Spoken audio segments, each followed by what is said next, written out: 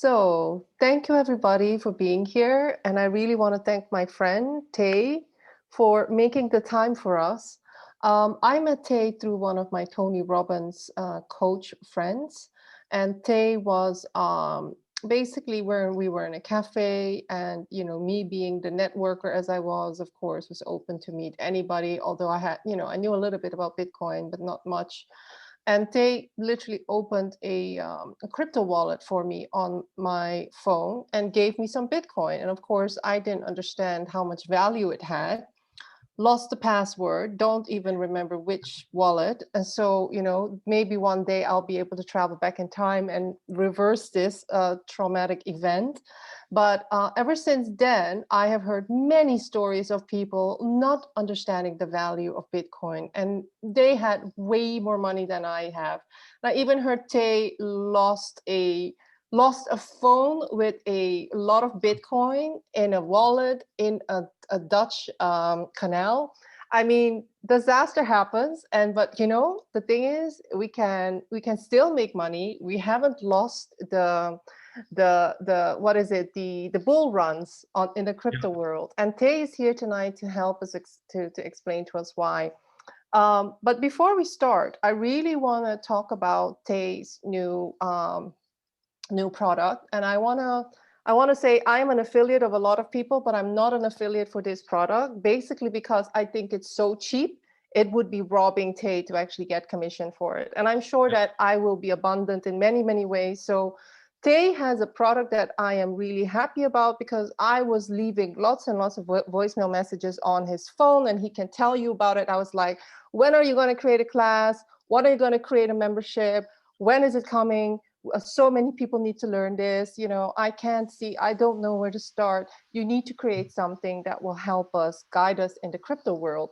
And so basically he has launched something, and I am in the community of Tay. And so maybe Tay, we could start with a little bit about your background for the people who don't know you. What is your track record? Apart from being a founder of a crypto wallet, an award-winning entrepreneur in the blockchain world, I think maybe it would be good for people to know that you're not one of the many traders out there or one of the many YouTubers. You actually can read the code. You actually have studied. Your inner circle is a lot of the founders in the crypto and blockchain world. So maybe explain a little bit about your background and why you set up Plan C, and what people can expect if they go into Plan C, and how it can help them build up more knowledge and a portfolio in crypto. Sure. Well, Angelique, you know me by now, and I hate to promote the work that I do. I just like that the work speak for itself. I And push you. you've been pushing me a lot to talk about what we are doing. Um, you know, I believe that we meet people for a reason. This is the first thing that I always have guided me all my life. We meet people for a reason. We come across path with people for a reason, no matter how small this incident is or random it is. I don't believe in randomness. Randomness happens because there is a bigger plan always. This is a personal belief. And perhaps randomness, when we met Angelique, nothing happened at that time. Indeed, you downloaded a wallet, and we exchanged some crypto. Why did we do this at that time? Because the best way to explain cryptocurrencies is basically through using them. That being said, a lot has happened since the last time we met Angelique face to face in that cafe. I think Bitcoin was around $500, $600. Yeah, today we are at $60,000. So there is a big things has happened. But unfortunately, as much as the improvement is there, we still struggle with one main thing, which is, to answer the question, what is crypto? And again, the best way to answer it is to use it, but then becomes a chicken egg problem. Okay, I don't know how to use it, so I do not understand it, or I do not understand it, so I cannot use it. And that is the purpose when we realized, yeah, we need something to explain to people how to use crypto. We need a real source of information, and that is, I think, a more important point. Um, and let's take it one step back. What did internet do today? Today, internet opened the channels of communication for everyone. So I can watch live any event around the world thanks to internet. One very simple fact, the Beirut explosion. We all heard about the explosion that happened in the port of Beirut. And in fact, people watched the explosion live before CNN covered it. You know, and we go back even to the 9/11 attacks. I was in my living room watching the planes go, you know, entering in those New York towers through TV, and I was a kid. Now the speed of the information has, tremendously changed. With this open space, when you are working in crypto, you have as well an open space of info. You have a sea of information. You have a sea of developments. And where do you start? What, who do you listen to? If Elon Musk on Twitter said, yeah, Dogecoin, what do? Do we take all our money and put it in Dogecoin? If someone says, if my taxi driver or my Uber driver says, yeah, I put my money in SafeMoon today, do I do the same? And those are the questions that much people are asking today, where to start. But for me personally, crypto is not the get rich or make 10 times your money or make times 50 your money. There is a bigger picture playing here. And this bigger picture is coming from the fact how the world is set up after COVID. So before that period of time, if we told people you can do your masters of sciences in digital currencies and blockchain technology online, they will simply laugh at you and they will tell you you're lazy. This is not a real study. Online, you cannot learn anything. And this is my dad telling me this. When I told my dad I'm doing my masters of sciences online, regardless of the topic, just that sentence that you're studying online, you're a fool. But guess what happened in COVID? We had 300 million fools who study online, and those are students all around the world. What changed? Why did we accept that? When we were, I gave a TED talk in 2018 telling people that the future is digital. And not only identity, the whole money, crypto, study thing, this was my message. That you can study online, you can work online, you can make money online. Yeah, nobody listened. They clapped and that was it. But when COVID came, then people were put in a corner that they had to innovate. They had to come out of this problem they are in. And unfortunately, even many of you here on this meeting tonight, they will not believe crypto can do anything for them until they burn their hands. Until they burn their hands like the Lebanese people burn their hands, like the Greeks burn their hands, like the Cypriots burn their hands. And what we're talking about here, we're talking about a moment when the bank confiscates your money and tell you, yeah, this money doesn't belong to you anymore. This belongs to the government or to the central bank, or we're going to pay our debts with it, or we're going to do something else. And no matter how, advanced your country is, don't be naive, because this financial system we live in is built to fail, is doomed to fail. It doesn't fit the 21st century. And how do we take a very simple example on those 300 million fools or students that are studying online? What are they using to study online today? Is there a specific program they're using for? They're using Teams, Microsoft, Zoom. They're using existing tools. So they had to adapt to the current situation really fast. And it will happen to everyone and in every single sector. The only sector that did not see innovation yet is the money sector, is the financial sector.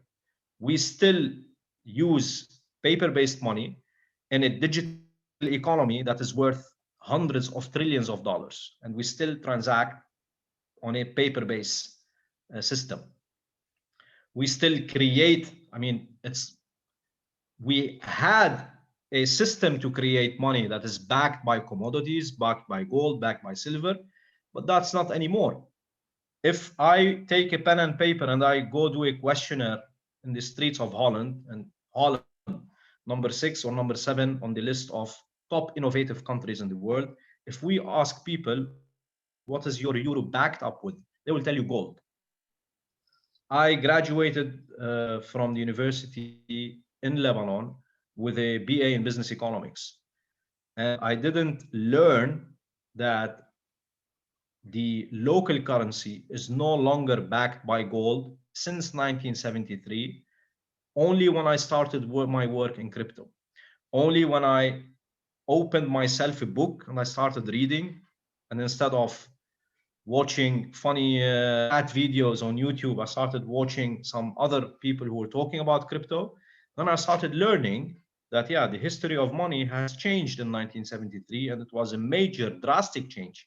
It was a change that affected everyone around the world, and this change is related to the,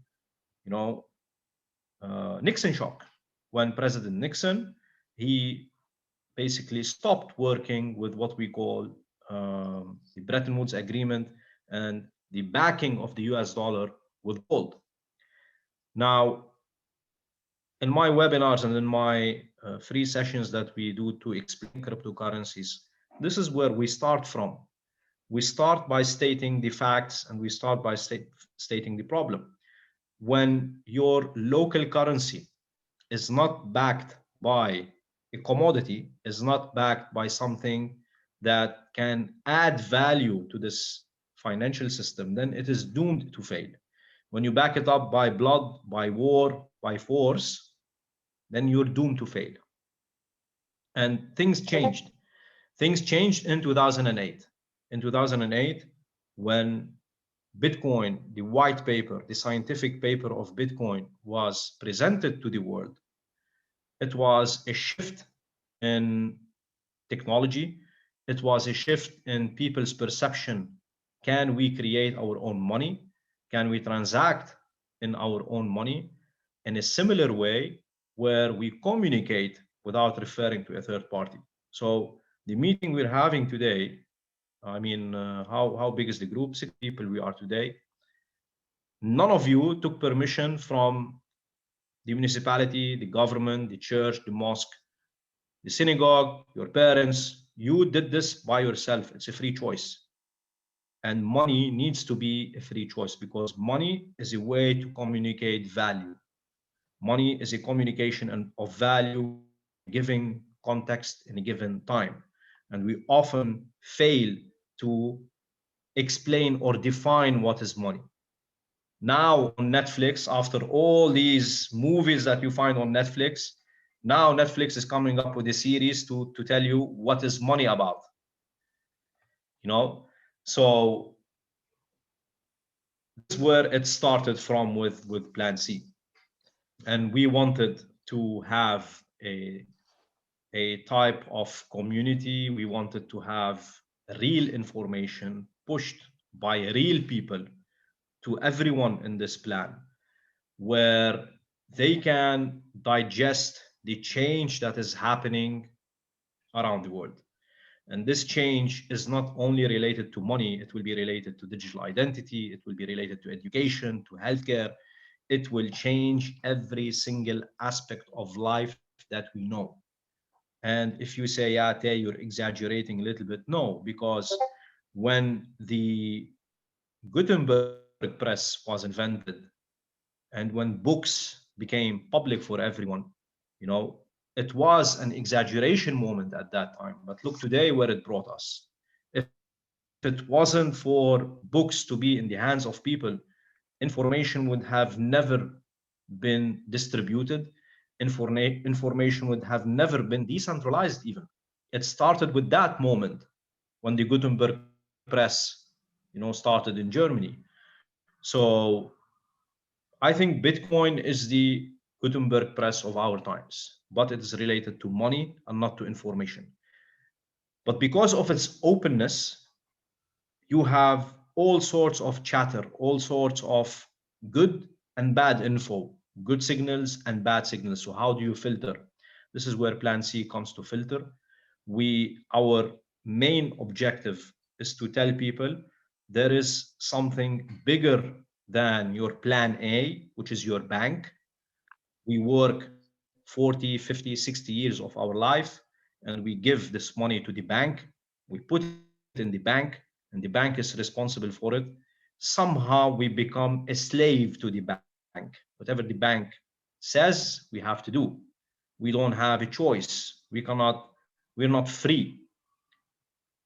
If the bank says we're gonna do negative interest rates, this means we're gonna uh, you know, take a slice of that money every month. You don't have a choice. You cannot say no. In the Netherlands, when they switched currencies from the guilder to the euro, I don't know, Angelique, did someone call you to take permission from you? No, it Did just someone happened. take your opinion? Did they send you a letter? Did they send you an email? Did someone knock on your door and ask, hey, what do you think if we do this? They just did it. And same scenario in Lebanon. Now you might say, yeah, Lebanon is a third world country. Yeah, it's a third world country, but it wasn't a third world country for a long period of time. And still it happened. So Venezuela, Zimbabwe, Nigeria, we keep on naming countries, at least 50, 60 countries around the world. They're really poor because of a bad financial system. And that financial system is supporting a bad financial state. So decoupling money and state is a revolution, is something, no matter how we talk about, our brains cannot accept that fact, because from the day human was found on earth until this moment, we always rely on a third party to transact. We always talked either to the chief leader, or to the church, or to the mosque. There was always someone in the middle, until 2009, when the first Bitcoin transaction came on the internet. Things started to change. So I don't But want to really. what is even more important, they is that, the opposition between centralized and decentralized, right? And then the Yeah, whole thing, what's 100%. going on Yeah, is we're moving towards decentralization, but the question is whether the governments will try and, the organizations will yeah, try and regulate it in such a way that the whole democratization of finance and of access, of actually, basically more rights regarding music, content creation, whatever, whether that gets inhibited. In terms of Plan C, can you tell a little bit about what people are going to get? Because I am in Plan C. sure. It's a small Yeah, community for now. And a lot of us are, basically annoying, I think, Tay, with dumb questions, no, as I would no, say, quite basic questions. But no. but I think what he's also doing, why I am in Plan C, is that I realize that, from the, what is it, 6,000 currencies or tokens out there in the Yeah, crypto world, yeah, literally I am following, because I basically committed to studying this, and I can't keep up, Tay. I mean, I sure. really, every person there out there, every influencer is telling me something different. Yeah, And I'm thinking, wow, how am I gonna do this long term? And what I think is amazing about yeah, what Tay is doing is Tay is giving us the information about the long-term investments that are necessary to understand the underlying technological advancements that are going to happen. So he is never going to tell us buy Dogecoin unless it's for fun, a lottery, yeah?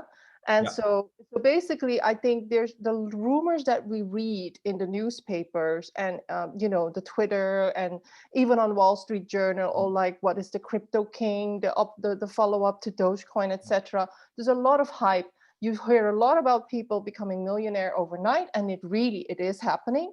But nobody is telling us about the disasters that are also happening with people who don't know what they're doing, Of course, who are not of who course. are I not mean, taking the right people measurements.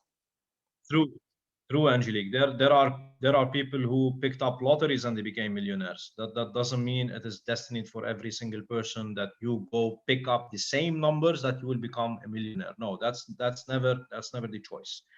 As we were saying, plan A is about your bank. You're trusting your bank. You go put your money there. Yeah, the banks now, they are afraid of crypto. They are innovating themselves. They are now building innovation teams to see how they can compete with cryptocurrencies, how they can compete with this open, borderless, neutral, decentralized system. And plan B is what people know as plan Bitcoin. So yes, you can, at the some of the questions that we got, can we buy every month a little bit of crypto? That's one of the best strategies out there. And plan B is literally this: it tells you at the end of every month or every day or every week, try to buy a consistent amount or turn a consistent amount of your local currency into Bitcoin. And then at the end of the year, you would find out that you have more Bitcoin than if you bought it one time at the beginning. And this is referring to what we call the DCA strategy, or the dollar cost averaging strategy. It's followed by Warren Buffett. He's very famous on and very bullish on this investment strategy. But what I believe in, there is something bigger than Bitcoin even today, and this is why we called it Plan C, because it's Plan Crypto. But as you said, 6,000 different cryptocurrencies, where to start from, what to look at. And this is where we, I mean, we people who behind Plan C, including myself, we look at projects from, what we call fundamentals perspective. So we check the team is very important. And someone asked as well, that they had a conflict with their partners related to coins, and then he took the coins and left off. um, we're gonna talk Scammers, about this. rock Yeah, yeah. scammers, exactly. So team is important. uh, Technology is definitely important. Is there substance to the technology? Is there a problem they are solving, or is it just a coin to collect money and, take a carpet from under your feet and pull you down on the floor, or what is known as a rug pull? So team, technology, the liquidity, how much money is in this project, how much money is it, how much of the money is moving hands between different wallets. We take a look as well, where is it listed, on which exchanges. So how easy is it for people to come in this crypto and come out of crypto? And let me here stop at this important point. We hear that, yeah, this person, he bought a crypto at 4 cents and today it's $5. Well, it's not important on how much money you make on the crypto. It's important, are you able to take it out? When you see you have €1 million on your wallet in front of you on your screen, can you take this money out? When you want to take it out, you will realize you're gonna pay fees, or your transaction will never arrive, or suddenly there is maintenance on this platform, or maintenance on this project. So we look at what is going to change the infrastructure of the future, which projects have a solid understanding, first of all, of blockchain fundamentals. And here you can write, I mean, this acronym that we invented at Plan C, it's called IBOND. And IBOND, just remember James Bond, take the James out and put yourself I, then becomes IBOND. Immutable, borderless, open, neutral, and decentralized. any person who's gonna come to Paulette or Terry or Tanya or Jose or Elke or Stefania or anyone, you write this word down, I bond, and then I is immutable, B for borderless, O for open, N for neutral, and D for decentralized. If it doesn't fit this criteria, then what they are pitching for you is simply not crypto, is anything but crypto. If this network is not immutable, then it's not crypto. If this network is, if not open for everyone, is not neutral, is not decentralized, is not borderless, then it's not crypto. So we do extensive research, not only on the charts, on the technical analysis charts, but as well on the fundamentals of this thing. The speed of change in this space is unbelievable. I have Love never it. been in an Yes. industry that has rapid developments. 24 hours, 7 days a week. There is action. There is literally action, literally things happening, updates, upgrades, projects dying, new projects coming up, transactions fleeing from one technology to another technology. One day, Bitcoin is dominating the market. The next day, Bitcoin is losing the dominance for another market. Happens Exchanges in closing, weeks. exchanges opening, regulators saying, yeah, this is allowed, this is not allowed, this is legal, this is illegal. One day, the Central Bank of Turkey saying, crypto is illegal, we're going to put everyone in jail. The next week, yeah, crypto is friendly, it's good for the economy, we're going to regulate it. So literally you start pulling your hair on these reactions. And for me, I love it. It suits who I am, it suits my background. For the people who don't know me, I lived for 2 years in refugee camps, and the only thing that was accessible for me there was this thing that I hang in front of me always, is my smartphone. My smartphone and my internet connection. This was the only thing that I had in such an environment. And I think a smartphone and internet connection today is accessible for everyone. 5.2 billion smartphones around the world. And before, I mean, if I was in a refugee camp in 1990 or in year 2000 or even 2005, I would not be here with you today. I would most probably, yeah, uh, you know, maybe I have taken my life, or I'm working on a ship, or I'm just somewhere that nobody knows about. But the fact that crypto was able to offer me a way to be financially included, to be part of a big financial network, to send and receive money on a global scale, 24/7, non-stop, without looking at my first name, my last name, my date of birth, my origin, my nationality. Yeah, then it was a life. It was, and it's still life changing for me. Until today, I cannot have a credit card. Why? Because I'm Syrian. Until today, if I want to register even on crypto exchanges, today they're requiring heavy KYC. And if they know I'm Syrian, they will not extend services for me. And I'm talking about crypto exchanges. So this is, you know, the endless fight that we're gonna have between the crypto innovation and everything else. And it is like, the woman, when she gives birth, she goes in huge pain, but at the end she delivers her baby. And now we are exactly in the same moment. We are in a moment where the crypto industry is starting this birth process. We are starting this moment where we're gonna see big changes happen. And thanks to COVID for this, thanks to the pandemic. If we have to be optimistic, we say, yeah, pandemic did, we lost people, we lost loved ones, we lost businesses, we lost economies, we lost a lot of stuff, but it is giving birth to something really life changing. And going back to the 1973 moment, internet was founded in 1973. Internet was born in the same year that Nixon shock started. Nixon shock, one of the darkest moments in financial history. Look what came out of it, the internet.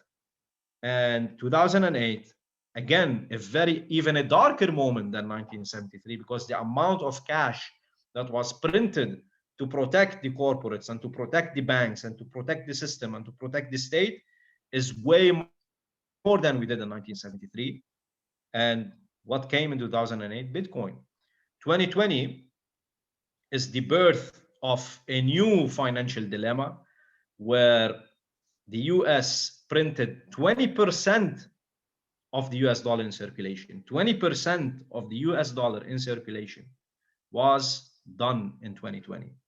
If we look at the graph of how much money was printed in 2008 and how much money is printed in 2020, there is no match. It is like, I think 10 or 20 times even higher. The spike is like Burj Khalifa. It goes up. It can go up from the laptop even. It can skyrocket. And what we're seeing today in the crypto space, DeFi protocols, NFT, lending, borrowing, staking, a lot of innovation. So where do we start? Yeah, for the ones who have absolutely no knowledge about it, YouTube is a good place to start. There's a lot of videos there. I can recommend a few ones where it is easy to understand in a language I call the Eli 5 language, explained like I'm 5 years old. And you can definitely attend the free webinars that we do on a weekly basis.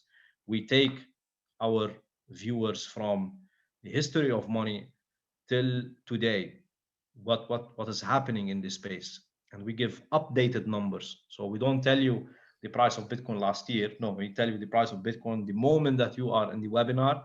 All the numbers are updated from market caps to number of wallets, number of users, latest incidents, latest developments.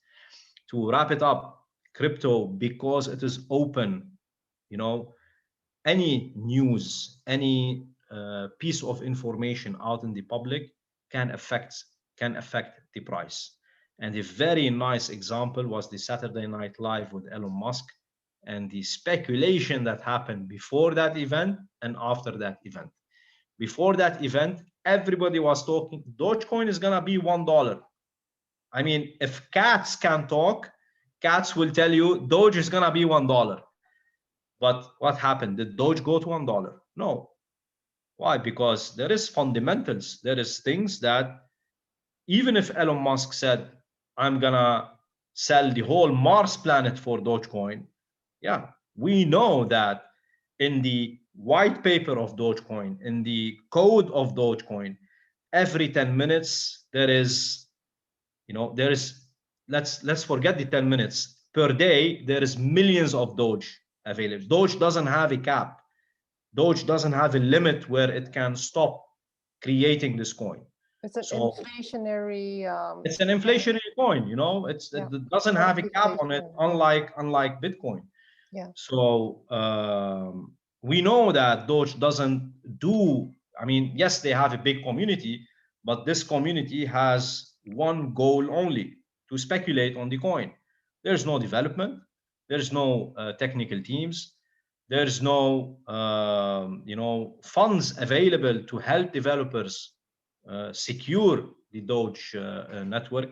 It is, of course, secure today by its own blockchain. They use the same type of algorithm that Bitcoin uses, but it has a total different inflationary model, which will not help sustain the price of this currency for the long run.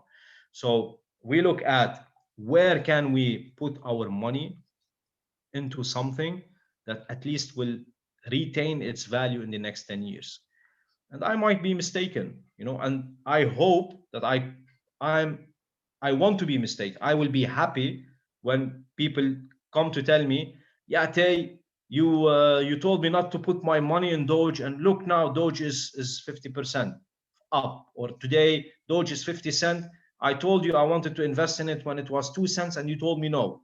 Yeah, I'm happy that I told you no, because a few years later, when Doge goes back to its even lower levels, you will come to tell me, hey, Tay, you made me lose money.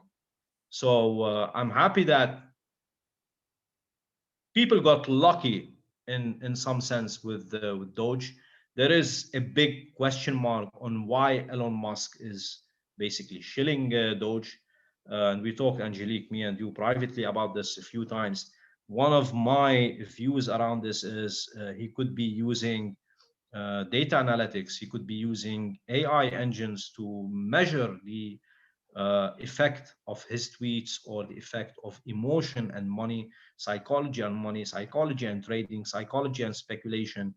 Uh, he is working on Neuralinks, so there might be an AI factor to what is happening with Doge, because I don't think a guy who has the vision and implement the vision of rockets going outside the space of Earth and coming back, is gonna sit to speculate on a coin. There is a reason behind it. We will know in the future what is this reason. I speculate myself, and I would say, yeah, it is maybe for Neuralinks. He's collecting data, or simply, as we saw today, he wants to finance his operations using the Dogecoin. It's free money laying around there. If I was in his influential position, perhaps I would have done the same. Um, but today Tesla is selling the cars for Bitcoin. It's not selling the cars for Dogecoin. Even if they announce selling the cars for Dogecoin, you know there is the demand is still not there for it to be used as a way of payment. It is a purely speculative asset, unlike Bitcoin, that has total different fundamentals, total different community, total different quality of people behind it, Yes. total, a lot of things are different. I can put at stake my reputation, my name, that Bitcoin will exist in the next 10, 20, 30, 50, and 100 years. It's not going away. This part of technology will be invisible in many day-to-day fabrics of life. We just can't imagine it yet. 1994, nobody imagined Facebook coming. Nobody imagined TikTok coming. Nobody imagined even Zoom coming. So nobody can tell us today what Bitcoin is going to look like in 10 years from now, or what it will change in 10 years from now.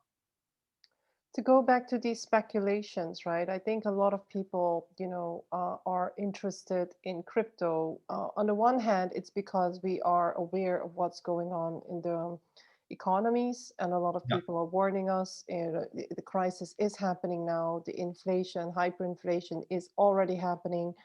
A lot of rumors about what's going to happen. So people are trying to think of hedges, trying to think of how can I preserve my wealth or retain it instead of yeah, losing it overnight. On the other hand, I've seen some people, it's mostly the younger kids, I would say, they really see it as an opportunity to become millionaires, and yeah, it has created millionaires.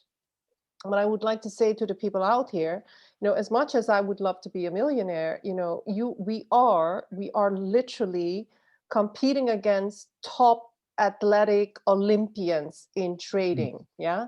These are people, the yeah, whales, or the people who actually really are like day traders. They yeah, have access to networks and information that we don't have. We're always losing. We're always going to lose if we think we can outsmart the system.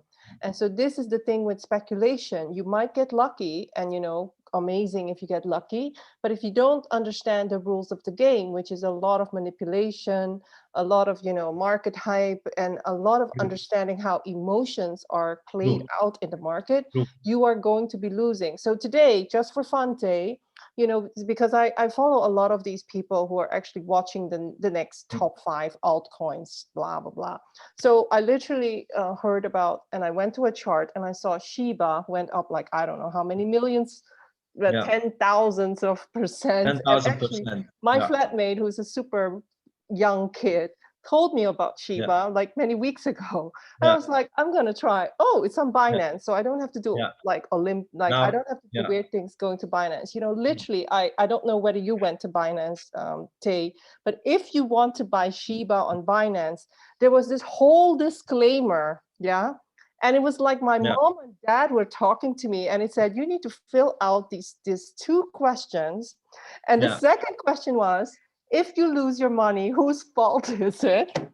And literally, there was one option, and it was like, it's all my fault because Yeah, only exactly. I made the Exactly. decision. And the Yeah, second one was, it's Binance's fault. yeah. And I tried to click on it's Binance's fault, and then it came up red. And Yeah. also, the first question was, how much can you lose? How much can you Oh, lose with this trade? yeah. And it said less than 50% or more than 50%. So I tried clicking on both, and literally it was so funny to see the red This and is the green. Angelique. This is because Binance wants to protect itself from people suing them at the end and saying, "Hey, we lost our money in these trades." But how immature is that to sue Binance? I'm sorry. Like, but Yeah, this Binance is still doing this to true. protect people. Yeah, Yeah. 100%. But let's not everyone has taken a trading course, and not everyone has learned that trading is about emotion and psychology. It's Yes. purely Completely. this. You can guess charts and you can analyze charts. And again, recent examples, Joe Biden stood on TV and said, we're going to implement capital gains. If you Yeah. have done the best analysis on your chart 5 minutes ago, before Joe Biden has spoken, and after Joe Biden has spoken, it's a total different analysis. Markets dipped by 15%. Everything was in a sea of red. And yeah, what does this say? This says crypto is as well a small market cap compared to other industries. So whatever news comes out, it directly hits the market. It's not only Shiba, SafeMoon, Shiba, a lot of cryptos out there. You know, their message is buy it at this price, and you can make 1,000% return. Sometimes it works for you, sometimes it works for you, but when it works for you, when you know these people personally, and you have access to, again, information. What is the GameStop saga about? Information. A group of people on Reddit has taken down a hedge fund. Why? Because of information. Because information is open, is borderless, is neutral, and decentralized. It is not immutable. You cannot, you can change information until Bitcoin came and said, no, we're going to make this piece of information now immutable. I saw someone asking in the chat what is immutable means. As Terry is saying, you cannot change anything in it. And once you don't change anything in it, what is the logical use case for it? It becomes money, because banks and money work on ledgers. They work on things like this, but digital. This is a ledger in my hand. This is a book. I write on it notes. What Bitcoin came to say is, we're going to take those books and we're going to distribute them all around the world. And anyone who is going to play against the rules of this game, anyone who's going to cheat in his book, he will be punished, or she will be punished, and they will be excluded from this network, and they cannot benefit from the characteristics of an open, neutral, and borderless decentralized network. So we have to differentiate between making money quick and the vision that we set for ourselves on the long term. That doesn't mean you cannot speculate. No, you can speculate. Of course, it's an open market. You're free to do whatever you want. But if you decide to speculate, at least speculate correctly. Speculate based on a few like indicators, a few basic fundamentals in your hand, a few basic perceptions of what you are doing. And if you have absolutely no clue and you just want to make this extra money, then hire someone either to teach you or to be your guardian in this. And in the case of Plan C, we realized, yes, not everyone is Angelique. Not everyone is gonna sit and study 2 and 3 hours a day to learn something new. Some people don't have the capacity, some people don't have the time, some people don't have even, they're lazy, as simple as that. And that's what we cater for, because we don't want to leave anyone behind. When this wave of change is going to come, it's going to swallow everyone with it. The only ones who will survive and who will come out strong are the ones who took the decision to be free and live outside this system. The ones who decide, no matter what the bank is telling me today, I'm gonna do what I want to do. I'm gonna order a pizza today with my money. I'm not gonna eat the food that is presented for me. For 3 months, we had to eat every single day. For breakfast, cheese and bread. For lunch, an egg and a cup of soup. And for dinner, rice and cooked vegetables. This is, this menu in the refugee camp did not change. Can I order food? Yeah, no, I cannot. Where will I order? If I call a restaurant, I told them, hello, this is Tay speaking. I'm in the refugee camp of Ter Apel in the Netherlands. Please, can you send me one shawarma plate? Will he deliver for me? Of course not. I have to pay first. Although you can pay cash on delivery, but no one will believe that a refugee inside the camp who has absolutely no knowledge about the Netherlands, it's his perhaps first time in the Netherlands, that he's gonna order something from me, and if I go to him, I will deliver, he will pay me. So we used Bitcoin for this. I So hope that somebody, none of you will become refugees. somebody's asking, what does the service of Plan C look like? So what do people get? So it's a really like, it's less less than a meal in a restaurant, I would say, per month. Yeah. Yeah, I mean, it is. We are not pricing it to so that I can drive a Lambo end of the month. We priced it at 33 euros a month, basically almost €1 a day, and we take a 3 months subscription. So we work on quarterly basis, and in those quarterly basis, we offer people mainly, the first thing is the information, the constant updated news on the crypto markets. And the second thing that we offer is where we think, you can put a good trade. And what is a good trade? It's a buy and a sell action of a certain digital currency. And we put it in three dimensions. The first dimension is at what price are you entering, or at what price shall you buy this crypto? And then at what price shall you take profit out of this crypto? And what happens if a Joe Biden moment happens and prices go down? Where do you stop your loss, or where do you put your stop losses? Those three basic numbers, you can with your finger type them on a screen and just press buy, press sell, and automatically, the orders will look after the market. If the market hits the prices that you have entered in your screen, then you made a profit.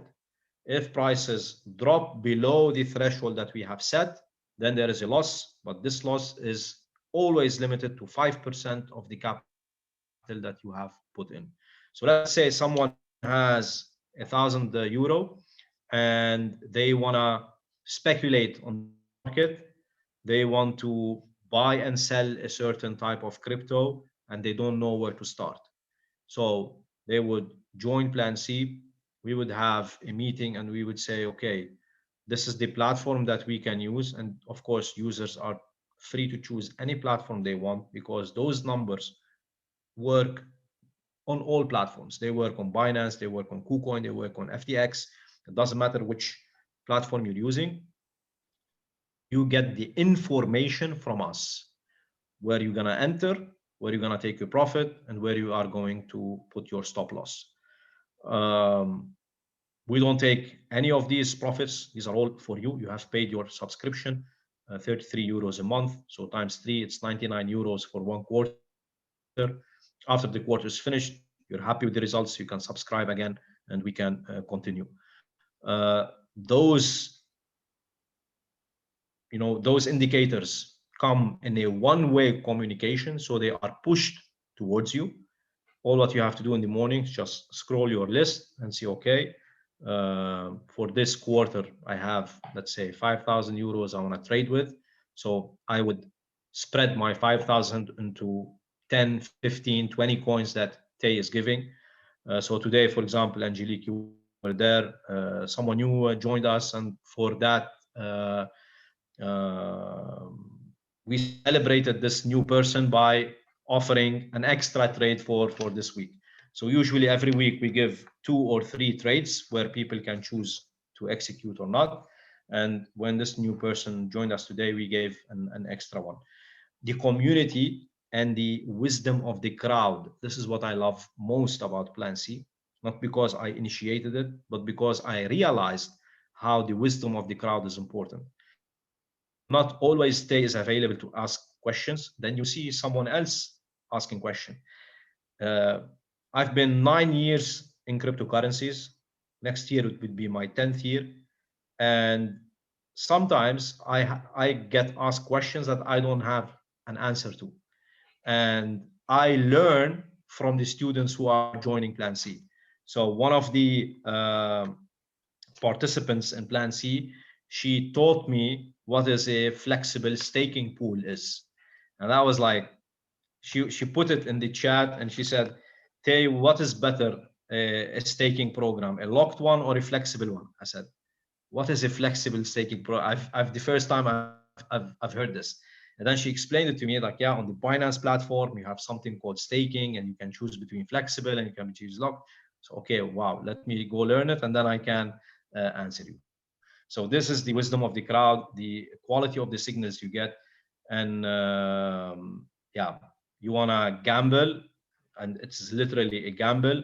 And then I can at least help you in letting you to gamble in projects that might, again, might make a good profit, instead of gambling your money in a project that I can be 100% certain that it's a scam. OneCoin, for example, is one of these projects. So in 2014, I came across OneCoin, and many people were throwing money at it. And I was screaming from my top of the throat, please, guys and girls, don't put money there. No, Tay, this is a crypto. Dr. Ruja is going to change the world. She's in Dubai. She's here. She's there. And at the end, it ended up with a $18 billion scam. Now, the space of innovation today in the crypto space is allowing anyone to create a coin and put it on an exchange. So before, you needed to take the permission of the exchange to list a token, and people would pay the exchange money to list their token today. In the innovation space, or the innovation time and context we are in, anyone, Angelique, can create a coin. Now together we can create a coin and we can put it on an exchange and we can start selling it. And then the developers would decide, okay, we have 10, 20 million in market cap and liquidity. We're gonna take this money away. Of course, they're not able to take the 10 million, but they're able to perhaps take 50, 100K or whatever. So How often does this happen, Tay? I mean, the thing is, you've a seen lot. so much. A Yeah. lot, Angelique, a lot. I cannot put a number behind it, but I can tell you it happens a lot. And some of them have the audacity as well to tell me personally, hey, Tay, push this to your contacts. We're going to rug pull in a few months and we're going to give you a little bit percentage. So, Is this because it's not regulated? Because I can exactly. This is imagine. my next line of thought. Like, it might, I don't want to blame it on the regulation, because I don't think we need a regulator to tell us what is right and wrong. Today we don't need a regulator to tell us, yeah, Angelique, you cannot use a knife at home because you might kill your partner, or you might cut a cake with it. We don't know what Angelique will do with this knife, so it's not allowed to use a knife. It's the more or less the same scenario. We cannot today come to heavily regulate the crypto industry simply because there are crooks in the system. I believe that if people get the right education, they are able to spot themselves this is a scam and this is a good project. Just as information, me going through a steep learning curve and listening up on quite a lot of experts, their advice on which coins or which Yeah, projects. And literally you can go to coin market base or gecko coin gecko, and yeah, literally CoinGecko. sometimes you see a project and there's hardly any description, and then I'm like, what is this, and it's gone up so Yeah, many percent, like, but there's absolutely no true, description and I don't even get it, true, and nobody's talking true. about it. So the thing is, when we're in plan C, Yeah, you can always message Tay and ask Tay, can you do a quick analysis? And the thing is, with his experience, because he is a 100%. coder, Yeah, he can literally very just almost like with his experience, he can quickly review it. I think you use like a 5 criteria, and then you can say, yes, yes, yes, no, and these are the things that we don't know. And as you said, Tay, I am studying technical analysis, so I yeah, can do all the charts, I can do the breakout points, I can do the support and on all of that technical stuff, but I cannot understand the code. I am not a coder, and I don't know the platforms. I have to completely, as you said, I need to trust. But you told me, and I think in the first day that I entered Plan C, you said, Angelique, in the blockchain world, we do yeah, not trust, we verify. 100%. And I immediately said, oh my God, I've never heard that, because I am still coming Yeah, from the regulated world where if 100%. you are going to be on an exchange, I trust. And in the blockchain world, you don't trust, you verify. And you also 100%. explained to me there's a lot of rumors, a lot of projects tell us this is what we're going to do, this is what we're going to do. And you said, I need to see it. If I don't see it, then it's just a rumor and I don't trust, I verify. Until I see it, then I believe it. And I was like, for me, it's like, oh my God, I have such a blind spot, which is I just trust. And I was like, for many people, Angelique, my words are annoying. It annoys them. They say, "Yeah, you're blocking opportunities for me. You don't want me to make money. You're taking all the money for yourself. You're greedy." But again, the way I see crypto is a thing that's gonna change everything we know about our life today. And disruptive technology, peer to peer. no, no one has an idea, no one has, like, this is a force of technology that is literally gonna disrupt every single corner of earth. Drug dealers, they will be out of business. Money launderers, they will be out of business. Bankers, they will be out of business. uh, That some of the big people schools in the banking world schools are going to schools will be out crypto. of business, universities will be out of business. And no matter how ridiculous is what I'm saying, it's happening now in front of our eyes. you know Today, a 13, 14, 15 years old, he is behind his Binance app trading. He's learning at the age of 13 what is an Elliott wave, what is a Fibonacci analysis, how are currencies being created, how is it token economics being done. They're learning concepts that are too early for their age, but if they learn it at a young age, by the time they're 18, they have 5 years experience. While someone is 18, he's gonna go to work in a financial company or a financial institution. By the time he has 5 years experience, this 13 years old has a 10 years experience. So he's 23. At the age of 23, he has a Tay standard.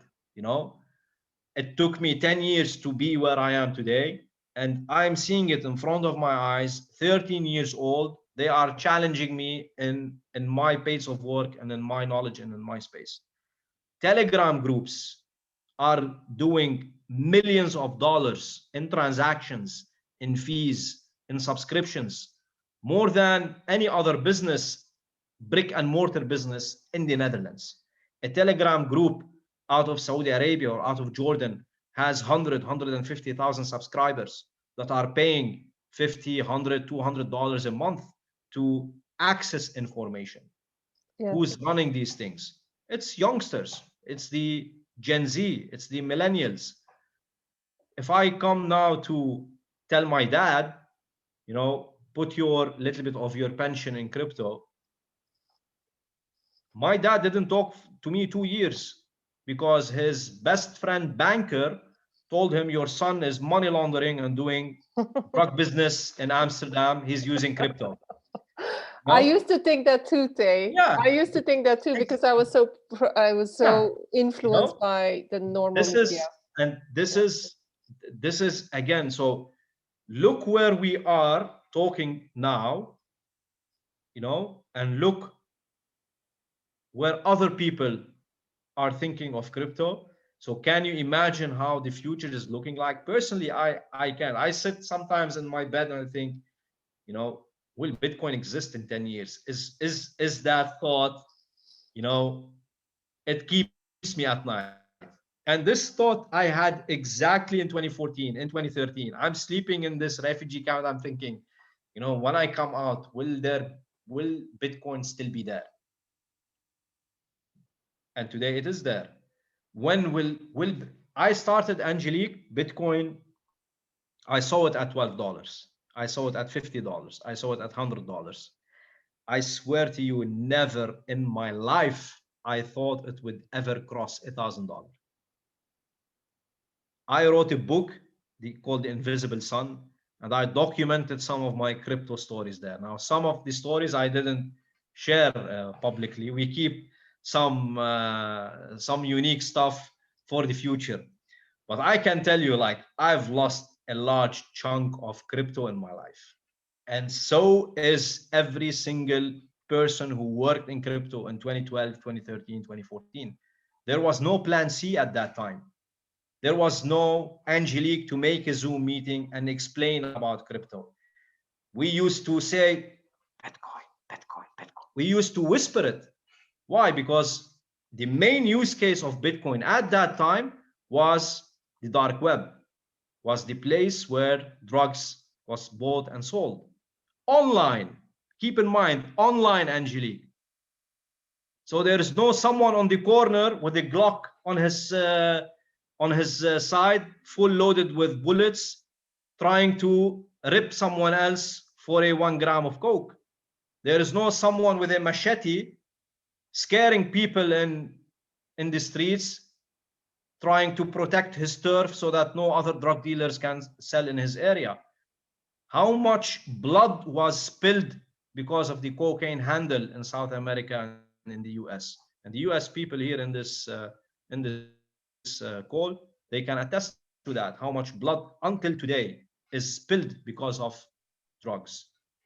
Is the government doing anything to stop it? Are they opening rehabilitation centers? No.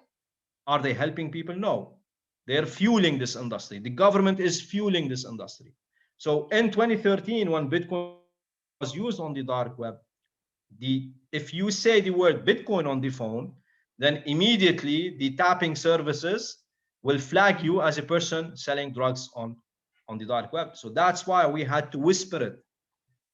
Wow, I didn't know this. In certain countries, Angelique, the guys who were moderating Facebook pages were arrested and thrown in jail. Wow.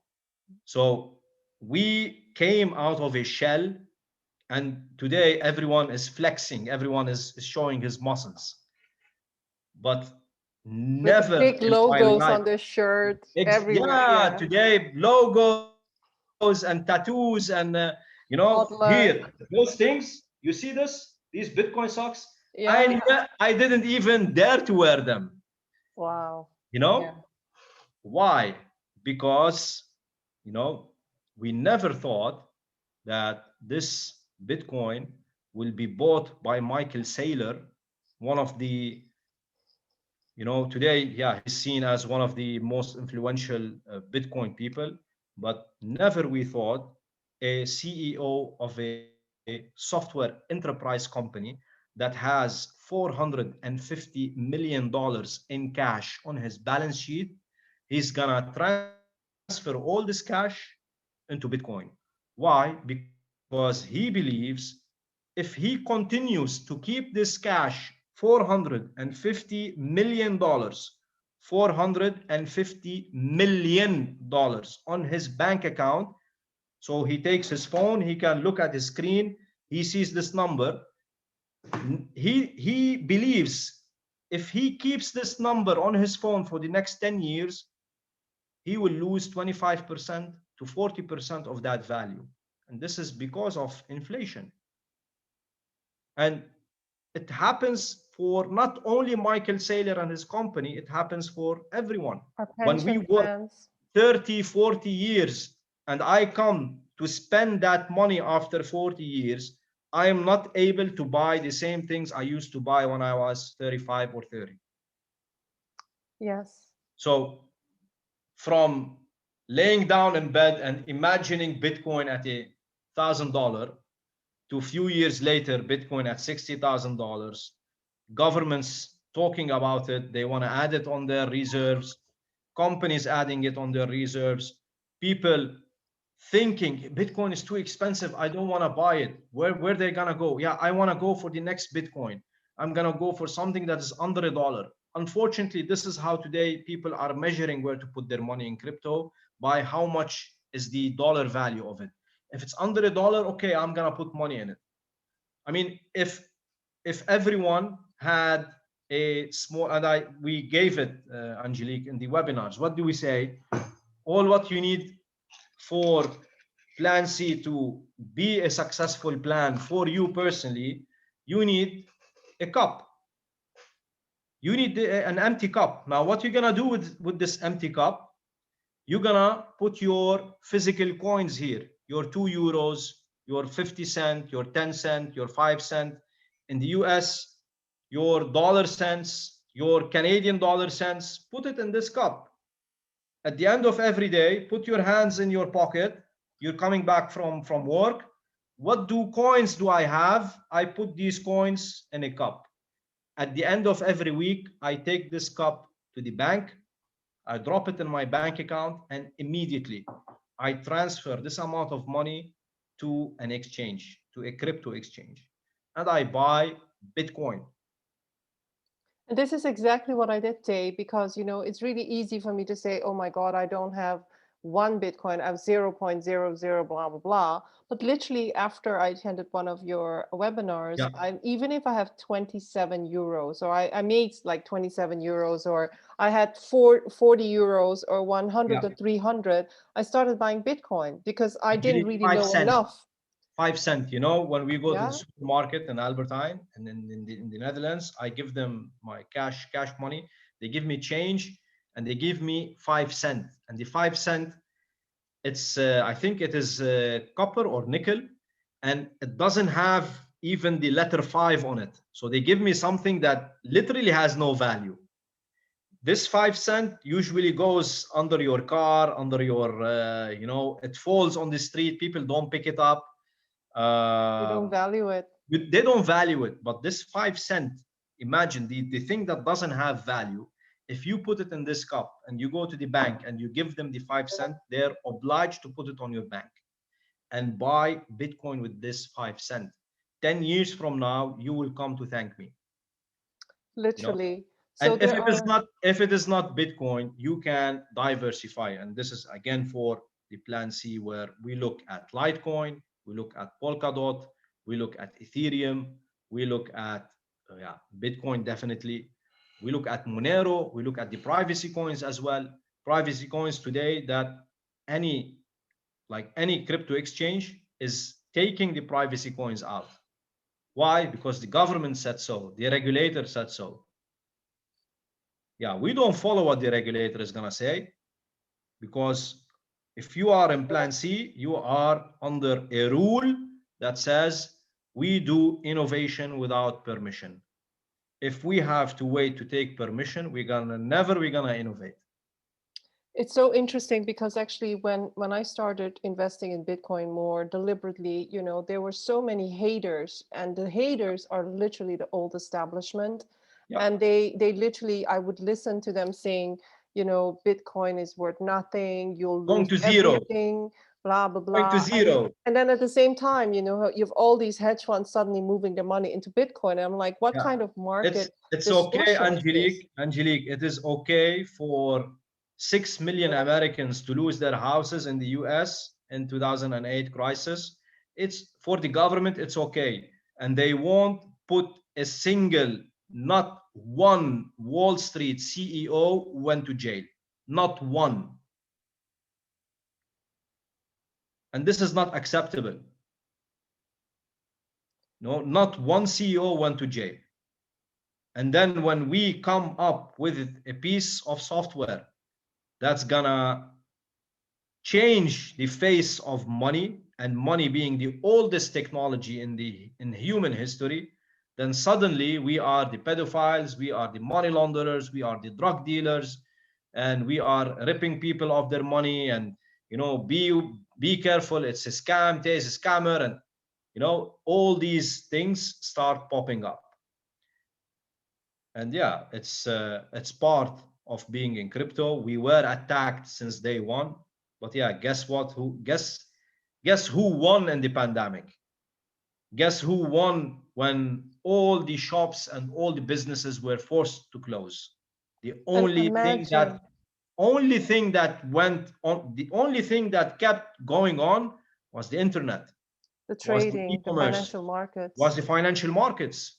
Yeah. It was crypto and Bitcoin and Litecoin and all these coins that went on 24/7. We don't have Christmas in crypto. We don't have Saturday, Sunday in crypto. We don't have New Year, the bank is closed, you cannot do a transaction. Or sorry, it's 5 o'clock, we're closing. No, that doesn't exist. And It's so I an have a open question. 24/7, 365 days in a year.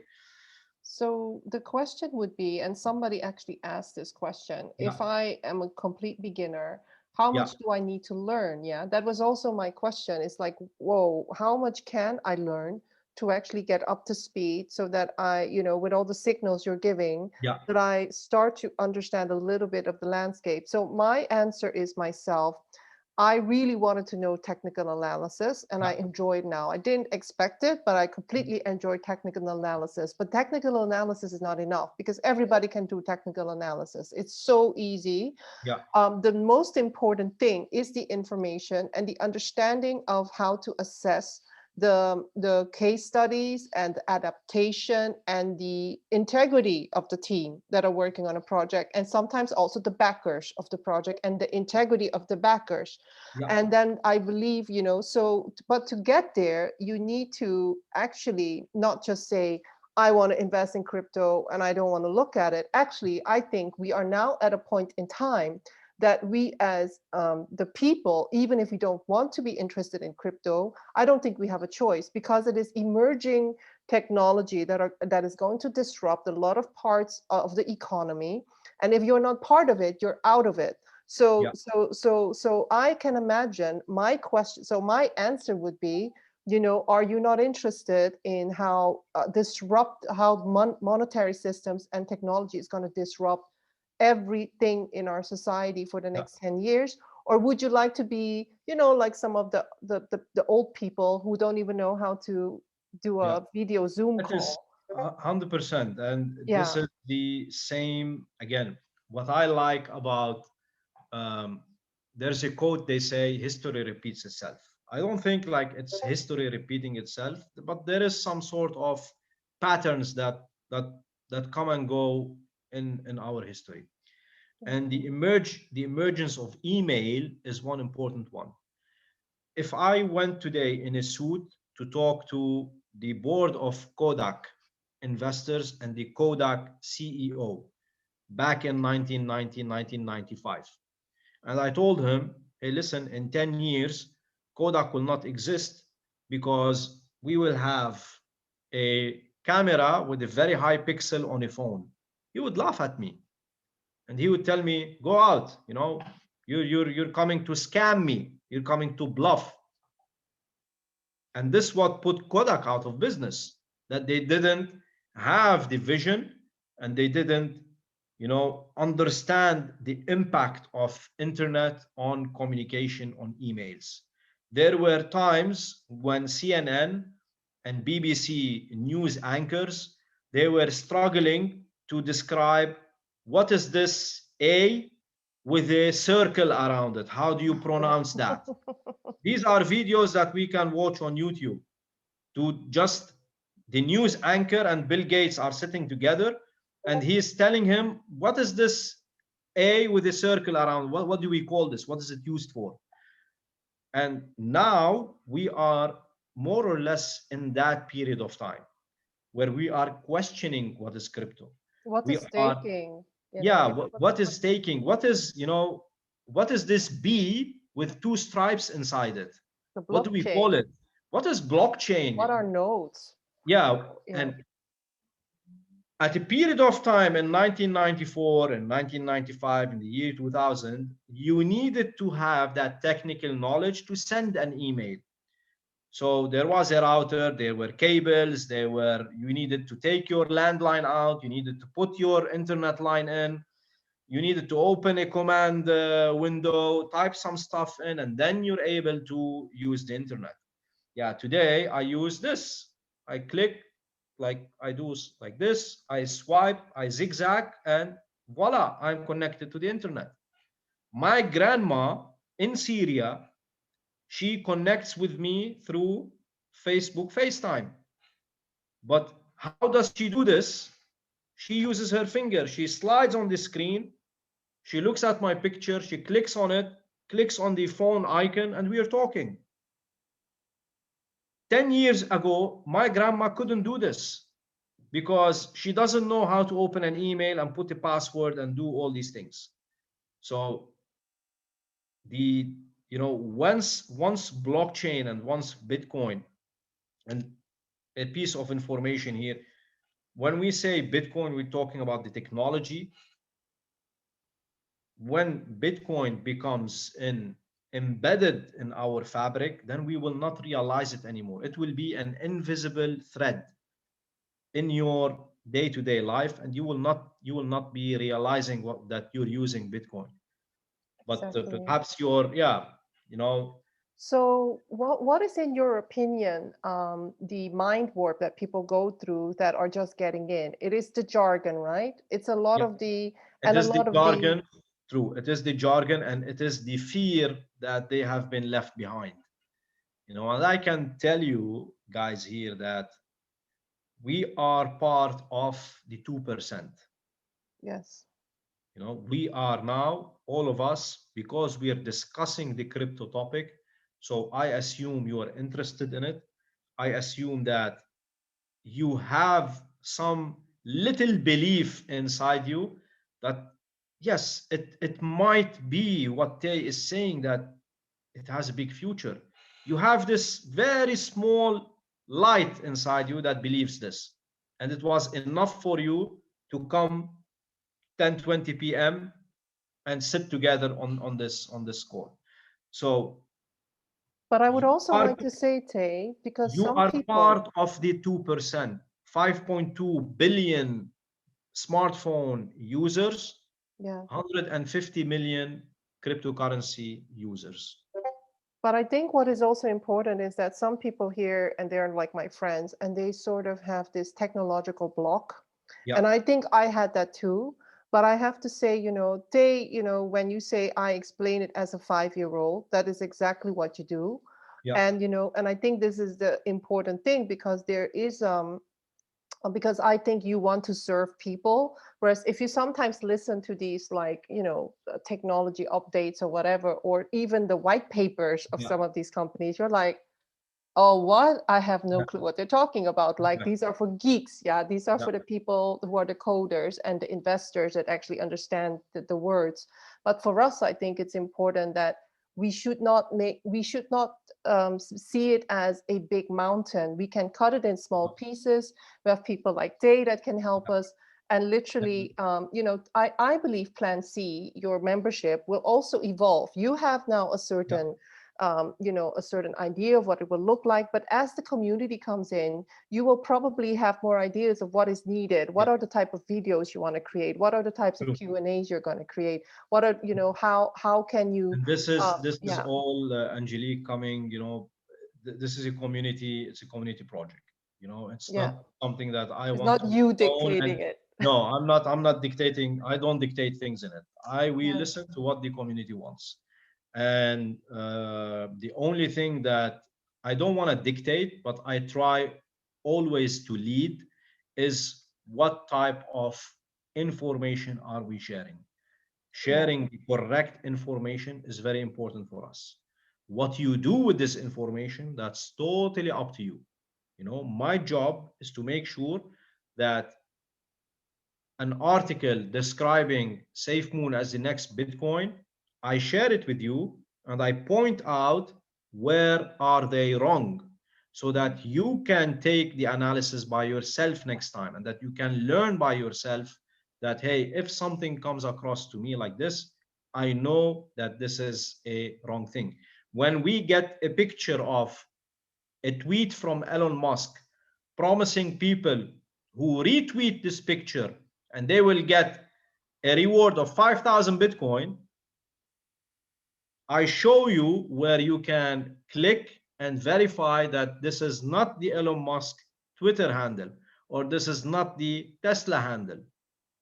And people fall for these tricks today, including myself. Why? Because we are emotional beings. And again, trading and speculating and money is about emotions. It's about what we give value to this thing. It doesn't have to be, we are not forcing Bitcoin on everyone, but it is there, an open door, welcoming everyone, the banked and the unbanked.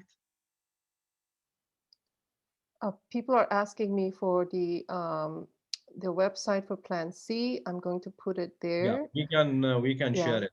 I Someone, Terry know. was asking, do you have a strategy for moving investments into crypto with a dollar cost averaging strategy in Plan C?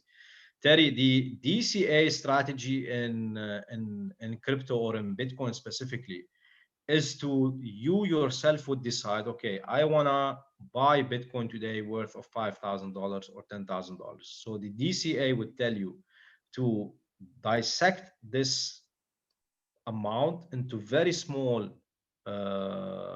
numbers and do it consistently. There is something called the Delta Badger, which is a program, it's a very easy to use app, Delta Badger, and Delta Badger will help you automatically to do the DCA. So it automatically takes the money from your crypto wallet, or if it's on an exchange, or if it is on a platform, it will automatically dissect this into the DCA.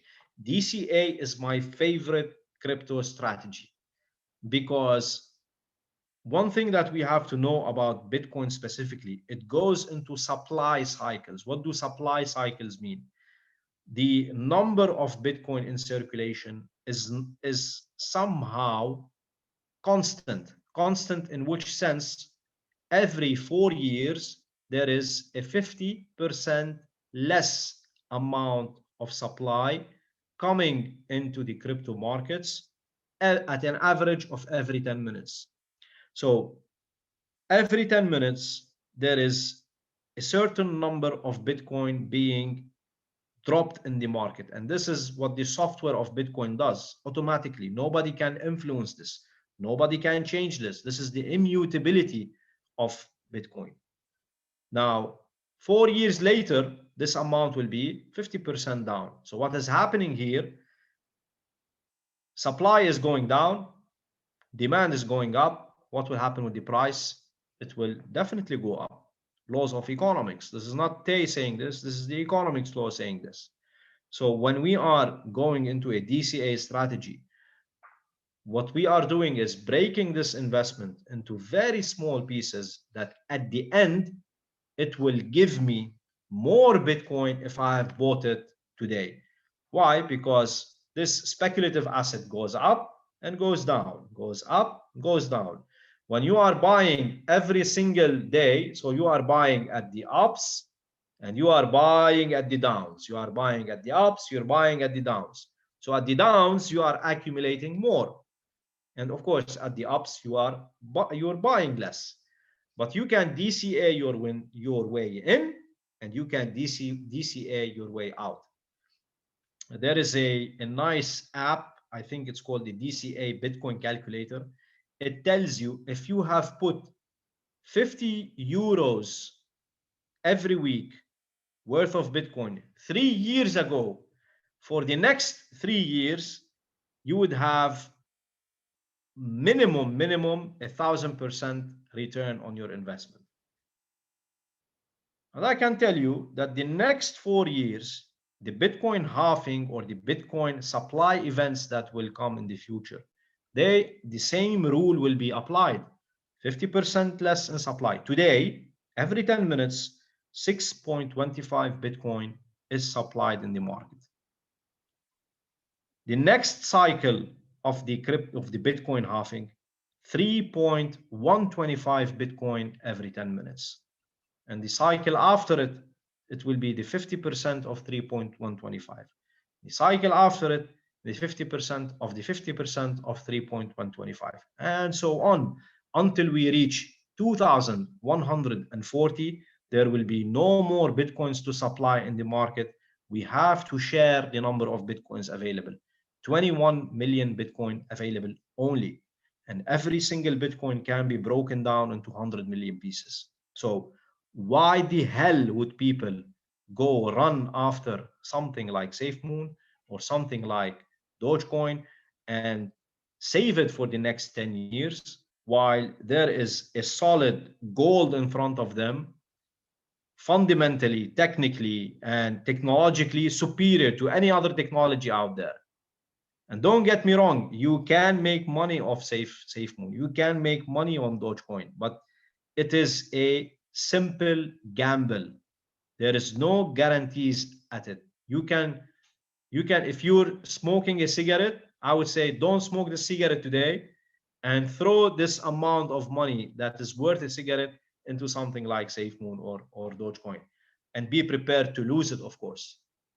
But Bitcoin, no. There is no way that you can be on the Bitcoin side and be losing. There's absolutely no way. So there were also questions from people who are worried about, things like blackouts, rumors that there could be like, well, whatever we call it, false flag I would or love, Angelique, technological perhaps if, problem. sorry to interrupt you, maybe, if you guys have questions, Yeah. open your mic and shoot it. This is a two-way interaction. It's not just me talking. I want to hear what do you have in your minds. What's stopping you from, learning about crypto? Is it the lack of information? Is it your lack of time? Are you afraid? Open your mics and talk to me. It's not, this is something that we can do together. So don't be shy, don't be afraid. If you have a question, just open your mic, click on this button down where you see mute. You can unmute it, and you can ask me anything you want. Terry, good. Thank you, Tey, for that explanation. And I had to laugh about the Bitcoin wallet and the transfer of money, because the friend I was talking about of my son's did that with me a year ago, and I never followed through. I meant to, and I think it was fear that held me back. But now I also, I look at my investments. I retired. I want to keep them. So my plan is to take some of them out and to slowly, using the dollar cost averaging, to transfer them. Hopefully the banks won't in the meantime, take the money and freeze it or whatever. But so going forward with that, I have to look and find out where my wallet is. I did save the information though, so I do know my passwords. Perfect. So is that something you'll hold our hand with a little bit if we do the plan? 100%. 100%. That's if it's not me personally, it is someone from the community, and we get in people, we vet them. We just don't have a link out there and we just add people in. For the paid subscriptions, it is a purely vetted invite only, let's say, as well. And most of 99% of the time, it is me who is taking your hand. And you can ask how patient I am with people. We explain things over and over and over and over until people get it. And this is my kickoff out of it. When you get it and you can do it by yourself, then I reach my goal. And again, people ask me why you're doing this, because I know I've seen a lot of stuff in my life, living in Lebanon, being in the camps for 2 years. I know how what's valuable for me in life, and what is my values have changed. Tay before 2014 is different than Tay after 2014, and this is the times where I had to give all my belongings, identity, and everything about me to go apply for asylum. The things I saw in refugee camps made me appreciate more life, and made me realize, yeah, I cannot take my crypto, I cannot take my dollars, I cannot take my lira when I go up. The only thing that I will leave behind is reputation and name. And the only thing that I ask is when I go down the grave, that people think of Tay in a good way. That's it. So hopefully, yeah, hopefully you'll remember me in a good way if I hold you if I held your hand and helped you in this. The only other thing that other people may wonder too is, I mean, if you're doing the, the little bit by little bit, would you even do it daily? Could be. I know a person, and he is actually one of my best, I can call him a best friend and a business partner. He does it on a $10 basis every day. 10 euros, sorry, 10 euro basis every day. So every day he has 10 euros going into Bitcoin specifically, not anything else. Okay. And it is possible. Of course, he has a good income for himself, so he can afford putting 10 euros every day into Bitcoin. But definitely, I will not tell him put 10 euros every day in SafeMoon. This is where the plan C line comes in. How about Ethereum, Cardano, Polkadot? Yeah, they're all in the, I mean, Bitcoin, I say, is here, and you have everything else here. So my heart, my blood, my brains, everything about me is, I want certainty. I want to be sure the next 20, 30 years, this technology is there. I cannot tell you that ADA will be there in 20 years. I cannot tell you Ethereum will be there in 20 years. But I can tell you Bitcoin will be there in those 20, 30, 50, and 100 years to come. And there's many reasons for this. It's not only about the money, it's also about the culture. It's the psychology. It is the technology. It's the number of people who back it up. And it is the innovation in the original white paper of Bitcoin. You're taking the source of life. Everything else is a copycat. Everything else is a copycat of Bitcoin. Everything else is based on, if there is no Bitcoin white paper, there is no Ethereum, there's no ADA, there's no Polkadot. If Bitcoin did not exist, nothing of this $2.8 trillion that we're seeing today in crypto markets would have ever existed. So I go with what the solid thing is. And yeah, for me personally, Bitcoin is solid. I could be mistaken, but yeah, the past 9 years have proven I'm not. But there might be people here, because I saw one of the people here asking a question, which is which are the coins that will do 10x and blah. This generation that wants 1000x, 100x, They can, yeah, they can. And there are platforms for this. I can say it. I don't know if people will understand it, but there is something on Binance called the Launchpad, the Binance Launchpad. On the Binance Launchpad, you get access to all these new projects that are coming up. And when people are making 10x, they're not taking 10 euros and just putting it and hoping that it will be 10x. No, they are spending $100,000 on 1,000 project, every project $1,000 to make this 10x. And when you make the 10x, try to take your money out. I was just in a discussion before we joined this session with someone who had made big money on a token, and he can't take his money out. The network is failing, the transaction is not being confirmed, and he's paying the fees. Every time he's paying fees to take his money out, the fee is being accepted, but the transfer of the crypto is not being accepted. So does it mean if you have $10 million on your screen that you will have them in your bank account? No. And this is the risk we take when we are involved with an unregulated space. Unregulated space, and the risk you are involved. I don't think, Angelique, we can blame the regulation for this. I blame the lack of knowledge and information, you know, and I blame people being greedy, people not thinking really for themselves and realizing that, yes, I can participate in this, but I have to take a risk in losing my money, and my money being disappearing, going away. Sometimes at Plan C, we don't make money, but we save people from losing money. And it is an equal opportunity.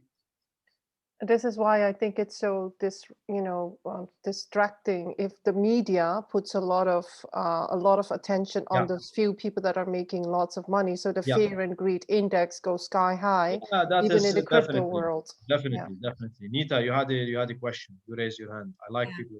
Thank you. Thanks, Tey. This has been wonderful. Yeah, so I just wanted to clarify. I love the sound of Plan C. And I was on your other call that you did the other day, but this is really helpful to understand it better. So it gives us an option. Clearly the foundation is the dollar cost averaging, particularly into Bitcoin, which just makes a lot of sense. But also there's the opportunity, I think that's what you were saying, that you'll be able to share with us trades, so that if we wanted to start to accumulate and then put that investment back into Bitcoin or whatever else, we can do now someone is listening, Nita, you know, now someone is getting what I'm saying. So I love the fact that you said, okay, part of this profits you're making, you're gonna put back in Bitcoin, because this is exactly what I tell people. If you made money on a profit, anything, if you sold the car, you made profit. You sold your house, you made profit. You sold your land, you made profit. Take a little bit of that profit. You went on a pension, take a little bit, 10, 5, 15% max, not everything. Don't take everything and put it. No, this is totally wrong. This is risky. Take just a little bit of this and put it into Bitcoin. Consider Bitcoin to be your piggy bank. The only difference is this piggy bank belongs to you, and nobody is going to take it out of your hands, no matter what the price of Bitcoin is. I don't care about what the price of Bitcoin is. If it is 1 million or $10, for me, what matters is, and listen to this, Nita, what matters is, if I am in a position where I have to run away, where everything is collapsing around me, where the bank is not extending services for me, where I am literally in a refugee camp, this fucking thing will respond to me.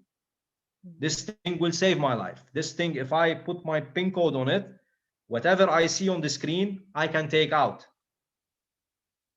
For me, this is personally what matters more than buying Bitcoin today at 100 and going to pray that it will be 1,000 in 5 years. Again, this is my personal drive behind crypto, because I was in that situation. And today, many people are in that situation. 4 million people in Lebanon are in that situation. We told them in 2014 to use Bitcoin. They didn't listen. We told them in 2015 to use Bitcoin. They didn't listen. When did they listen? When the airport, when the port was blown off with a nuclear bomb, then they started listening. When their banks took their money, then they started listening. And that's the example we give with Angelique always. It's like, yes, I explain, why do I choose the 5 years old example? Because a 5 years old, you tell him 100 times, do not touch this oven, it's hot. What he will do? He will go put his hand on it. When will he learn that the oven is hot? When he burns his hand, when he burns his fingers. Guys, don't burn your fingers. Take, this paper currency has not changed since 10 AD when it was invented in China. In 10 AD, until today, we're still using this piece of paper. Today, the largest place that is visited on Earth is the internet. The largest economy on Earth is not China, it's not the US, it's not Canada, it's not the Netherlands, it's the internet. The largest university on Earth is not Washington, is not New York, is not Yale, is not LSE. It is the internet, it's YouTube. If I don't know how to change a light bulb, I will go YouTube, how to change light bulb. If I don't know how to fix my tire, I'm go to YouTube. So once you realize what world we are living in, then it will hit you. This world, we can communicate everything. I can see live TNT barrels being dropped in Aleppo in Syria from helicopters. I see it live on Facebook, but I cannot send $10 to Syria. Does it fit my brains? No, it doesn't. Why can I not send $10 to my grandma in Syria so that she can do her Eid groceries? Why am I not allowed to do this? Why is Terry not allowed to do this? Why is Nita not allowed to do this? We are all, not because it's Tay, we are all in this call. We are not allowed to send $10 to my grandma in Syria. Tomorrow is Eid, Ramadan will finish. I want to send her $10 to go do some groceries for herself. We're not allowed to do this. Why? Because the United States says Syria is blacklisted. There are terrorists in Syria, and they make 17 million Syrians terrorists. You cannot travel to the United States. You have a Syrian passport. You cannot do anything if you have a Syrian passport. Who dictates these rules? And now we are breaking those rules. Exactly the same how the Gutenberg press broke the rule of the church when it said, we're gonna print books. It's exactly the same. Same event, different historical context. Now let's measure what happened when the Gutenberg press came out. Every single student today has a book to study from. Religions were distributed because of the book. So now let's apply this to money. Will Tay wait for Joe Biden to give him permission to send $10 to his grandma? No, Joe Biden doesn't give a fuck about Tay and his grandma. Tay will take his phone, he will send Bitcoin, immutable, borderless, open, neutral, decentralized network. I'm not going to take permission from anyone. I will send it to her. Now, what she will do with it, this is a different question. But the action we can do. We do more of these sessions for people in the age range of and the knowledge of my grandma, and then we solve this problem for her. What can she do with this 10 euros?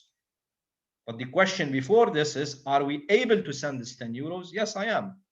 I'm able to send it to Iran, to North Korea, Australia, US, Zimbabwe, anywhere I want, as long as one condition exists.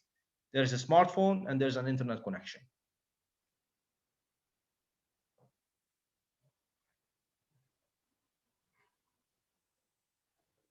Who has more questions?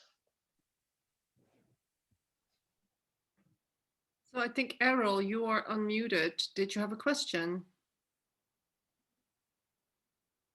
We can't hear you.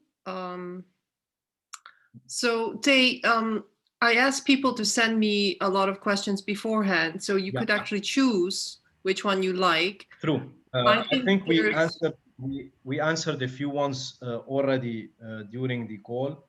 So I'm gonna just go through it again. Let me see, what do we have here?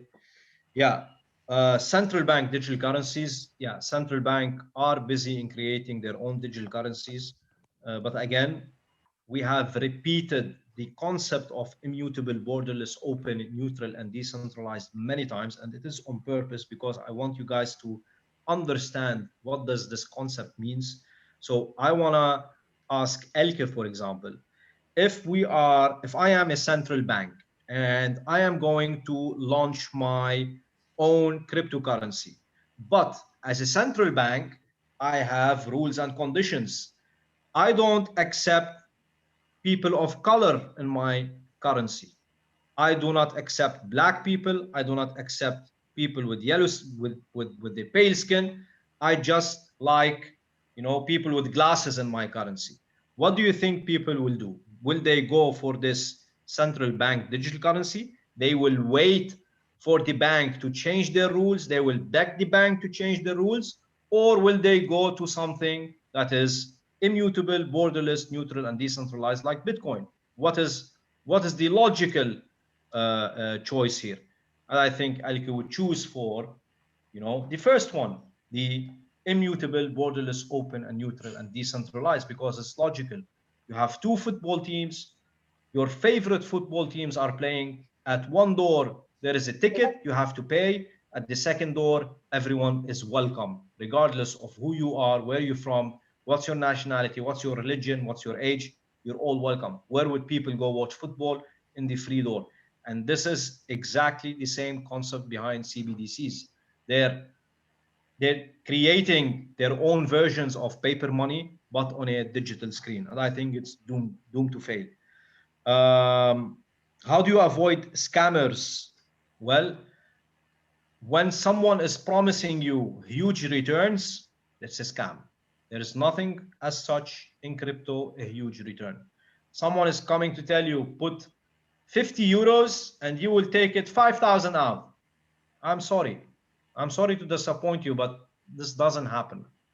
This is only in fantasies. This is only in movies. This is only on CNN, on BBC, on these news outlets that want to promote on purpose misleading information to create this chaos later and say, yeah, we blame it on crypto, we blame it on Bitcoin. There is no responsibility today in media coverage. Media is after numbers, after viewers, after uptime, and they don't care whether Terry will lose her money in a certain investment, yes or no. Yeah, we talked about Elon Musk as well. It is, in my opinion, somehow manipulative. Yes, he's manipulating the market. He's misusing his position as a person with influence to mislead people. At least if you are going to tell people, I'm going to put Dogecoin on the moon, explain what is Dogecoin to people. Tell the people that there is no technical team behind Dogecoin today. There is no updates on that network today. So tell them there is no limit on how many Dogecoins we can create. But yeah, of course, it's omitted. Just Dogecoin to the moon, and that's it. What's the impact of artificial intelligence and the future on cryptocurrency markets? I think this is a nice question. And today, artificial intelligence is used in predicting prices and price movements of cryptocurrencies. Something nice, in my opinion. You have today bots and AI trading signals.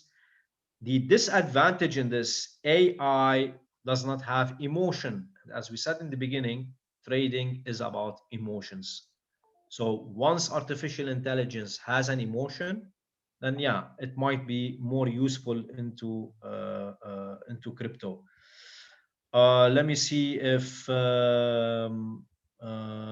we have some other questions here in the chat. Please open your mics if you have questions and throw the questions to me. That's why we are here today. Let me see. Did we miss something, Angelique? I don't think so. We covered most of the questions out there. Hey, can I ask you something? Please. When you were saying this with the football and the door where you can come for free or you can pay. Yeah. I was just wondering if we are the 2% of people who are informing ourselves, are there people who think if I pay, it will be better, it will be more trustworthy? So I understand what you're saying. I'm just not 100%. sure if the people know enough.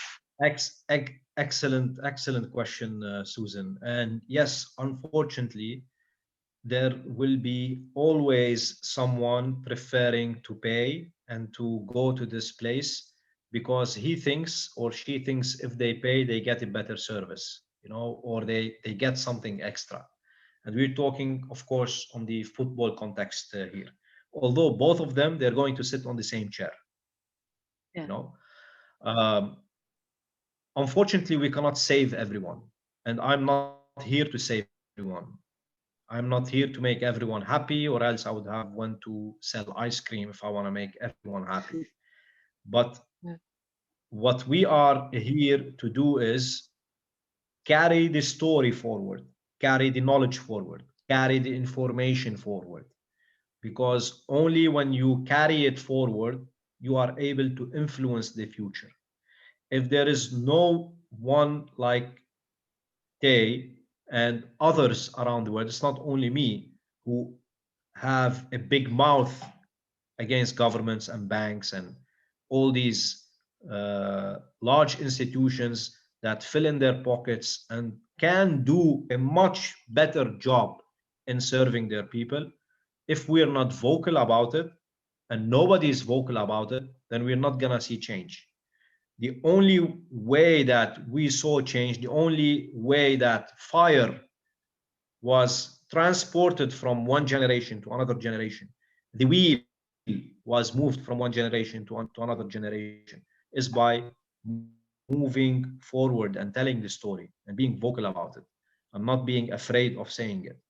So as much as it hurts to see people, not willing to change the way of going forward and challenging the establishment,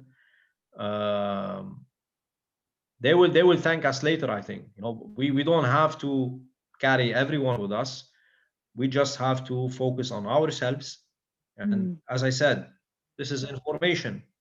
You take it or you leave it. It's up to you. You're not gonna add to my life. The 33 euros at Plan C is not gonna make me rich. It's not gonna buy me a car. This is just to pay for the analysts that are working, and that's it. And same thing for the free webinars. I don't charge for them even. Some people, they charge 2,000 euros to attend a crypto class. Every week I give a crypto class. Our average attendance on a class is 250 people. If I charge €1 from every person, I make 1,000 euros a week. And here we're talking numbers, we're talking pain. That's why we're saying these things. But the effect of teaching 250 people how to be financially free. Financial freedom, again, is not having $1 million on your bank account. That's wrong. Financial freedom is putting a wallet on your phone, not even a Binance account, a wallet on your phone. And which type of wallet? And by the way, someone was asking about the wallets in the chat, in the questions. Which type of wallet? A non-custodial wallet, a wallet that you control the keys over it. The keys are under your management. The access to this wallet is with you. It's not with a CEO of a platform. It is not with the CFO of the platform.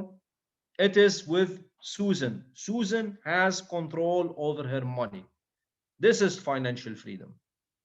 When shit hits the fan, Susan can restore her wallet. She can look how much of this money, of this wealth, is still intact on the network. And if we're talking about the Bitcoin network, yeah, it is there. It was there 9 years ago, 24/7, 365 days in a year, non-stop, it's working. And it will continue to do so. Thank you. Tey, one of the people asked a question that was coming from a almost worst case scenario. And that is that there might be something happening with a huge blackout. How can we be 100%. How assured can that? we? Yeah, this was the last question that we got for today. Um, if we reach such a scenario, I think there is much other things to worry about. But still, I would like to give you an assurance that in case of a blackout, an internet blackout specifically, we can continue using Bitcoin on paper. So we can take the last block header, the last block in the blockchain. We can write that number of the block, and we can continue we can continue writing the ledgers on paper.